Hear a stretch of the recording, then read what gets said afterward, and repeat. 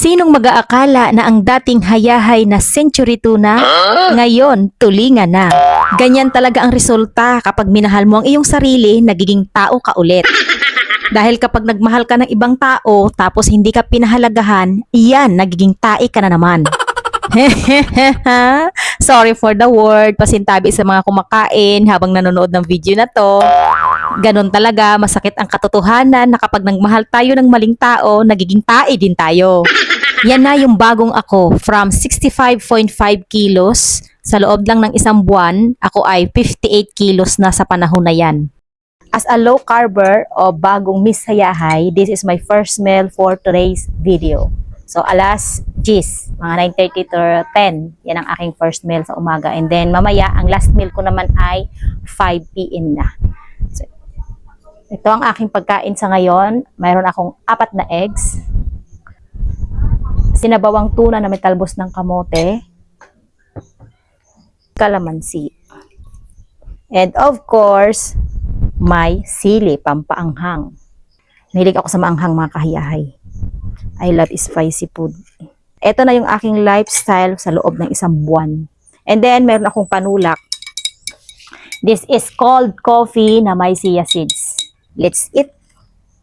So, unahin ko muna ang itlog. Natin sa bawang. Wow, sarap. Sarap ng sinabawan kong tambakolo. Mataba. Mataba yung isda. Pisahan na natin itong itlog. Ilang itlog ba ang nakakain ko sa isang araw? Mga 5 lang naman. Kapag mayroong mga ibang protein like karne, isda, 5 itlog na ako bawat araw. Pero kapag wala talagang other protein, siguro mga 8 itlog sa isang araw, ganon. So, kumakain ba ako ng gulay? Yes, kumakain pa ako ng gulay. Karne, isda, gulay. So, carbohydrates, fats, at ibang mga vegetables na low carb, yan po ang kinakain ko. Malasado. Ito yung paborito kong, at ito talaga yung gusto kong luto sa itlog, malasado.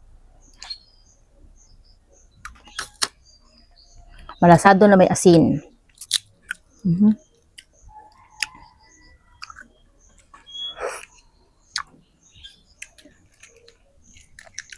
Ayan, mga kahayahay. Kung nagtatanong kayo sa akin kung ako ba ay nanghihina o whatever, dahil ako ay low carb, ang masasabi ko lang, mas gusto ko ngayon yung bagong hayahay. Unlike before, nung nag-high carb ako, hindi ako makatagal ng ganitong alas 10 ng KM. Pagising ko ng umaga, gutom na ako niyan. Tapos parang lantutay. Pero ngayon, masasabi ko talagang energy ko, compare ngayon and before, laki ng pinagkaiba. Uy! Ay! Loko! Bakit ba naman yung butiki dito sa hita ko? Akala siguro ng butiki pader.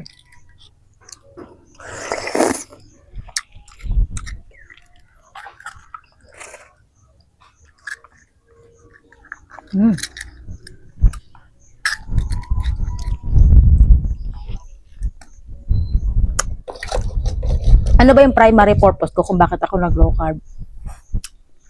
Actually, ginawa ko na po ito, mga last 3 years na yata, yung nag-try ako mag-low carb. Kaya lang, naging unsex. Ano ba yan? Pakatagaan. Dali lang.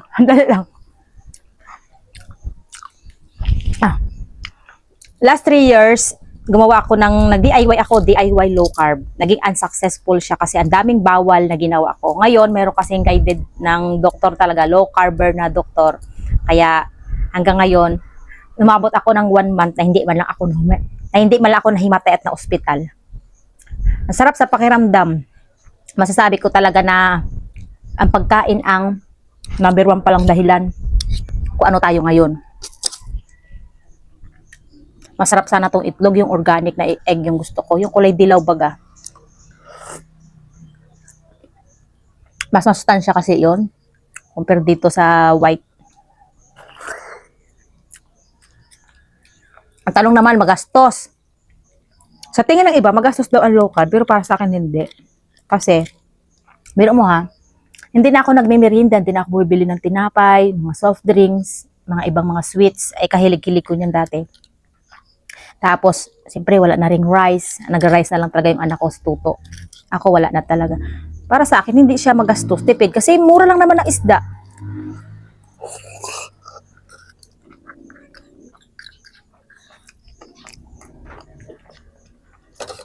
Makakain ako ng isda na 3 grams. 3 grams, 100 grams a day. Tapos, mga 2 egg. Okay na yun. Kaya na yun ako makasurvive sa loob ng isang araw. Kalahati ang isda, ang mga 300 grams to 500 grams. Yan, nakakain ko. Kaya malaking tulong pag may itlog talaga. Alam mo, itlog na yung pinakakanin ko. Ito na yung aking pinaka-staple food. Parang can't live na talaga without eggs. Kaya yung isang tray sa akin, hindi yan abutin ng 1 linggo.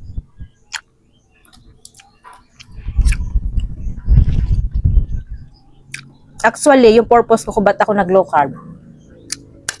Compare nyo dati yung katawan ko ha, doon sa mga previous videos ko, kung gaano ko kalaki. That is 65.5 kilos. Ang dami kong nararamdaman sa katawan. Ang bigat dalhin ng katawan ko. Mabilis ako mahapo, kunting galaw lang. Hapo na agad ako. And then, kapag ako naman natulog, grabe yung hili ko, para bagang baboy na binabagungot. Yon, parang ganun. Kaya nakakatakot talaga. Overweight na talaga ako. Nandun na talaga ako sa peak ng overweight. Kaya kailangan ko mag-reduce ng weight. Alam mo, within a month, from 65.5 down to, kung ilang kilo ako ngayon, 57.8. Ganon, pagising ko sa umaga, pag nagkilo ako, mga 57.8. Tapos, kumain ako sa hapon, magtimbang ako na sa 58.2, ganon. Yan yung timbang ko ngayon within 1 month. Ganyan ang weight na nawala sa akin. Tapos yung pagkapayat ko, hindi pangangayat. Di ba may payat baga na namayat nga siya, pero parang naging dry, nangayayat nga, ganon. Sa akin, hindi. Parang lalo nga ako nag-blooming, sabi daw nila. 1 month pa lang yan, ha. Kapag isa pang napansin ko, simula nag-low carb ako, siyempre tanggal ang carbohydrates. Low talaga ang carbohydrates, mga 50 grams a day lang. Yung carbohydrates na yon galing pa yun sa mga gulay. At 0 talaga ang sugar or sweet. 0 talaga ang sugar. So, strict low carb itong ginagawa ko, mga kahiyahay. So, ano nga yun? Kalimut na ako. Kung i-compare ko dati yung skin ko at katawan, malayo talaga pagkakaiba. Dati noon, mabilis ako kapitan ng pimples. Hindi talaga ako nawawala ng pimples. Grabe kung mag-breakouts yan. Hindi pa humihilom yung isa. Nandiyan na naman, tutubo na naman para bagang binabayaran. Ganun talaga sila sa mukha ko. Tapos ako naman, ay, libo-libo na talaga yung nagagastos ko sa skincare, sa totoo lang. Kasi may pa anti-pimple, may kung ano, mga serum-serum. Lalo lang nag-worst. Kaya nung nag-low carb ako, doon ko napansin, wala na akong ibang ginagamit ngayon. Wala nang serum, wala na. Kahit nga, minsan, ano yun, sun protection, sunblock, hindi na ako naglalagay. Kasi hindi naman ako nag-expose na matagal sa araw. Nag-expose ako. Pero hindi ganoon katagal. At wala namang ano, basta yun. Parang ayoko kasi na ayoko naman nilalagay sa mukha na bigat-bigat. Hindi na nga ako, sa ngayon wala na nga akong pulbo, hindi na ako nagpo-foundation, wala po, kilay na lang talaga at medyo papula-pula sa bibig ang mayroon ako ngayon. Tapos, ayun, ang ano lang, mga facial wash lang, panghugas lang na panghugas sa mukha na mild. Tapos, castor oil sa gabi, yun lang nilalagay ko sa mukha ko. After noon, pagising, wala na. Mahirap po yung pinagdaanan kong proseso bago ako naka-overcome. Siguro ngayon, 2 month na akong low carb. Pagdating sa cravings, minimize na lang. Kaya ko na. Unlike nung mga nagsimula pa ako, 1 week, 2 weeks, grabe. Hanggang sa panaginip ko yung mga paborito kong pagkain. Parang gusto ko na talaga mag-tempt. Pero, siyempre, kailangan mong manindigan. Kailangan malakas talaga ang determinasyon mo kapag naglo-low carb ka. Ito maglo-low carb, mas advisable to sa mga minaramdaman like cancer, gano'n. Pero kailangan ng guide ng doktor. Huwag kayo magdi-DIY sa bahay. Kailangan may proper information from low carb doctor.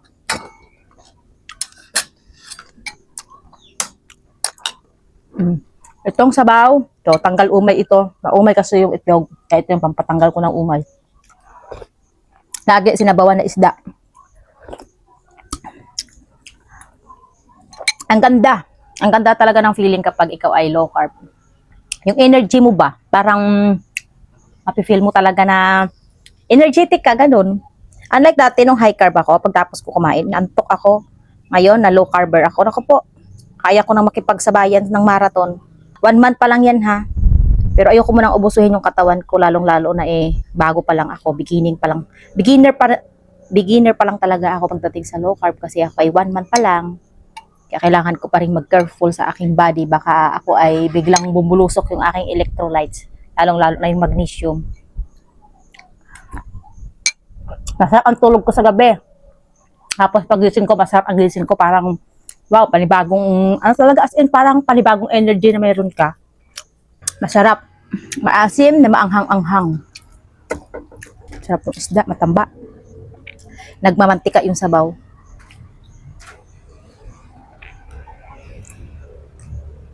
Hindi na ako gaanong nagugutom. Ganyan kapag low carb, hindi ka na gaanong nagugutom.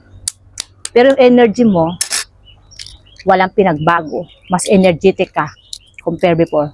Kaya pag nag-low carb ka, practicein mo na kumain ng itlog. Dahil ito yung primary source ng aming protein and fat, itlog. Kaya ginagawa ko nga siyang malasado para mabilis ba nguyain at lunukin. Kung hard-boiled kasi, masakit sa lalamunan. Ano yan? Wow! Low carb yan ah. Ipares ko sa'yo, pero halaka ko. Ikaw, hindi. Itulyo kayo na ako. May bawas na to? Nag-testing ako. Premium cheese. Ayun. Tikman mo, masarap. Masarap. Parang hawig siya ng kinakain natin ano. Tikman mo. Pwede siya. Ay, oo. Oo, di ba? Di ba ako magbili ng cheese? Akin to. Parang di ba? Tikman mo. Cheese! Pasok ito sa low carb and cheese. Basahin mo yung Basta ang... na may tug. Basta wala ilang ano. Malaki yan, 2 grams lang nilagay na ano. Okay. Basta Oo. wag lang, moderate lang, wag na masyado. Masarap. Okay. Sarap nga. Lagay mo sa rep at ako ay maghingi ng tubig na mainit. At takapi ako na ulang tubig. Dahil na. Okay, wow, sarap yan. Nasarap. Ang sabi ng iba, boring daw kapag nag-low carb. Kasi nga, walang tinapay, walang pansit, walang spaghetti, walang ice cream, walang salad. Boring nga, pero maganda naman ang epekto sa katawan. Talagang, ano na, kumbaga ay para na kaming carnivorous kasi karne, isda, yun. Tapos alam mo yung gulay, one na lang yun, option B. Pero ang priority talaga namin is fat and protein. Ay ang kinatatakutan yung taba ng baboy, taba ng baka, yan naman yung hinahanap namin kasi diyan kami kumukuha ng energy. Naubos ko ang 4 na itlog. Busog na talaga ako. Ang feeling ko ay busog pero kailangan ko kumain pa rin ng isda para ma-supplement, ma-supplement para ma-supply yung kailangan kong protein a day. Kasi kailangan talaga ma-meet mo yung grams ng protein a day depende sa kilo mo. Kaya nga kapag nag-low carb ka, kapag namayat ka, hindi ka nakangayayat kasi mayroong fat and protein. Sabi ng iba, protein daw mas masakit niya. Masarap ka ng ihi ko, masarap ang pakiramdam ko. Kung dati yung high carb ako, masakit yung ganito ko. Ngayon, wala. Masarap ihi. Kamusta naman yung bowel, ano? Yung bowel. Regular ang aking bowel. Basta wala akong masabi sa health ko ngayon. I am healthy beyond reasonable doubt. I am healthy 100%. At feeling ko, parang doon ako papunta na ako sa peak ng healthiest. Ganon. Tsaka compare ko ngayon pagdating sa aliwalas ng isip, noon, kahit walang problema, pinoproblema ko. Ngayon, ang dami kong problema sa totoo lang. Pero never mind. Kaya nga, hayay! Kain lang tayong makayahay. Go on lang ng go on. Dahil mamaya, magluluto naman ako ng aking low carb food for 1 week. Oh, di ba? Hindi na po ako nagluluto araw-araw kasi matrabaho magluto araw-araw kapag ikaw ay low carb. Kailangan mo talaga ng homemade na pagkain. Bawal yung binibili-bili. Kasi hindi mo alam kung paano niluto yun, kung ginamitan ba ng healthy na mantika yun. Kasi ang mantika lang napasok sa low carb is coconut oil, yung mantika ng fat ng baboy, baka, olive oil, yon, mga ganong mantika. Butter, cheese. Panulak, ang mapait na kape na may chia seeds. Wala pong asukal ito. Nilagyan ko lang siya ng konting stevia. Yun ang aking sweetener. This is me. This is newbie. Welcome sa bagong hayay! Meron pala ako ditong tuwalya ng baka. Mas tipid kasi ito at mas mura compare doon sa mismong karne. Protein din ito, kaya pasok ito sa low carb. Pakukuluan ko muna ito sa pinakamahinang apoy. Meron itong sibuyas, bawang, luya at paminta and asin. Meron din pala ako ditong kaunting puro laman ng baka. 1/4 kilo lang itong nabili ko kasi ang bala ko dito mamaya ay gagawing goto together with yung tuwalya ng baka. Meron din pala ako ditong pinipritong puro taba ng baboy. Ipiprito ko ito sa sarili niyang mantika hanggang lumabas yung kanyang lahat ng mantika. Kailangan ko yung mantika niya dahil gagamitin ko sa panggisa, pamprito, ganon. Mahal kasi ang olive oil kaya ito yung alternative na gagamitin ko bilang aking staple na mantika. Ang coconut oil kasi okay din kaya lang hindi ko gusto minsan yung amoy. May binigay pala sa akin sa Ate Mary na labong, bamboo shoot. Lulutuin ko naman ito para naman mayroon akong gulay. Tamang-tama ito, mayroon akong isdang tambakol at mayroon din akong dahon ng saluyot. Ito pala yung gagamitin kong yadyaran ng labong para mas madali compare kung gagamit ka lang ng kutsilyo. Ito maganda ito, mas mapadali yung pagyadyad mo ng labong at makukuha mo talaga yung nipis na gusto mo. Yung nipis na parang papel, parang tissue, kuhang-kuha mo kapag ito yung gamit mong yadyaran. O yan, baka gusto nyo, bilhin nyo na, sayang pa yung kita ko dyan. Nag-advertise pa talaga si Miss Hayahay eh. Siyempre sa panahon ngayon no, mahal na ang lahat ng bilihin. Kailangan tagal nating magkaroon ng extra income. O diba, pag binili nyo yan dyan sa may basket, sigurado may binta ako. Sayang pa yon, may komisyon. Ganon. Alam nyo bang hindi lang ako vlogger, affiliate din ako. Total, tag-ulan naman ngayon, season talaga ng labong. Ayan, gamitin nyo na ang ganyan kaysa maggamit kayo ng kutsilyo, nakapagod yun sa braso. Tsaka hindi mo makontrol ang nipis nun. Ito talaga, maganda ang pagkakayadyad nito. Talagang manipis na manipis. O diba, yung 2 pirasong labong na yon, in seconds lang, tapos na agad. Kailangan muna palang piga-pigaan at lamas-lamasin itong labong sa asin para mas malambot at mas malasa kapag nilaga. Naalala ko pala dati, nung bata ako, pinaka-hate ko talagang ulam ay labong. Kapag malapit na talaga nun ang tag-ulan, ako kinakabahan na talaga ako. Baka magluto na naman si tatay ng labong. At kapag nagluto talaga siya ng labong, hindi pwede talagang hindi kakakain. Dahil pag hindi mo kinain, nako, mas mapait pa sa labong ang sasapitin mo. Magpapaksiw muna ako ng isdang tambakol at masarap talaga ang paksiw kapag sa sinabawang labong. Lalo siyang nagiging malasa. Mayroon din pala ako ditong 1 kilong balon-baluna ng manok. Ang gagawin ko dito ay aadubuhin naman. Ang dami kong lulutuin pala ngayon. Parang hindi lang ito good for 1 week. Parang abutin na ito ng 2 weeks. Tapos 2 lang kami ni Tuto ang kakain. Meron din pala ako ditong chicken legs. Ang iba dito ay halo ko sa balon-baluna ng manok. Tapos yung iba ay pa-fried ko para naman kay Tuto. Kasi paborito niya talaga ang fried chicken. Ay, madami nga palang putahe ang lulutuin ko ngayon. Okay lang yan kasi naka-low carb naman ang iyong Miss Hayahay. Yakang-yaka yan kahit abutin pa yan ng gabi. Sa 1 kilong puro taba ng baboy, ganyan kadaming mantika ang nakuha ko. Ito palang mga balat ng baboy na kinuha ko doon sa taba ay ipiprito ko pala dito sa natirang konting mantika para naman siyang maging chicharon. Puro makolesterol talaga at pampataas talaga ng kolesterol itong mga niluluto ko ngayon. Okay lang yan kasi ang kolesterol na yan na pupunta sa aming katawan ay gagamitin namin yan as energy. Mapapalaban talaga ako ng luto ngayon at eto nga magluluto ako ng 1 kaldirong kanin. Pero hindi ako ang kakain para yan kay Tuto para sa loob ng 1 linggo. Simula nung 2 na lang kami ni Tuto dito sa bahay, ganito na yung setup namin. Pag weekend, nagluluto talaga ako ng marami for the next week, for the whole week. Dahil nga maagang gumising kapag may pasok, may trabaho din ako, wala nang time magluto minsan. Kaya mas maganda talaga na mayroon na kaming prepared na pagkain sa ref tapos iniinit na lang namin gamit ang microwave. O diba? Less hassle, less hindi nakakapagod at hindi rin maaksaya talaga sa apoy. Kahit gumising ka ng medyo late sa umaga, hindi ka magmamadali ng pagluluto kasi alam mong may nakastock na pagkain sa ref, init-init na lang, ganon. May nagturo kasi sa akin ng paggaganito, yung pag-i-stock baga ng pagkain sa ref, sa freezer. Eto na daw yung modernong pag-iimbak ng pagkain. Ang kagandahan pati nito, anytime na makaramdam ka ng gutom o food is available 24/7. Ang disadvantage nga lang nito, kapag nalaman ng kapitbahay mo na mayroon ka palang 7-Eleven sa loob ng ref, ay nako, sigurado. Ang dami mong customer na para kang namimigay ng ayuda. Buti sana kung ayuda para sa mga nasalanta ng bagyo, ang kalalabasan, yung ref mo ang binagyo. Nasa 1,000 din pala yung nagastos ko dito sa lulutuin kong ito at sana naman yung nagastos kong 1,000 ay maibalik nitong revenue ng video na to. Sana all. At sana lang talaga walang mag-i-skip ads. At sana lang talaga may papanood ng video nito hanggang sa dulo. Bali, ang niluluto ko nga pala ngayon ay goto, yung tuwalya ng baka tapos may 1/4 na puro laman. Mas masarap sana ito kapag may balat ng baka kaso wala. Yan lang po ang available doon sa talipapa na pinagbilhan namin. Bali, itong goto nga ay nilagyan ko ng powder na sinigang sa sampalok, yung as in yung original na sampalok kasi na-discover namin dati ni Hanin nung naglaga-baga kami ng baka, nilagyan namin ng sampalok, yun naman ay sariwa. Uy, masarap pala talaga siya.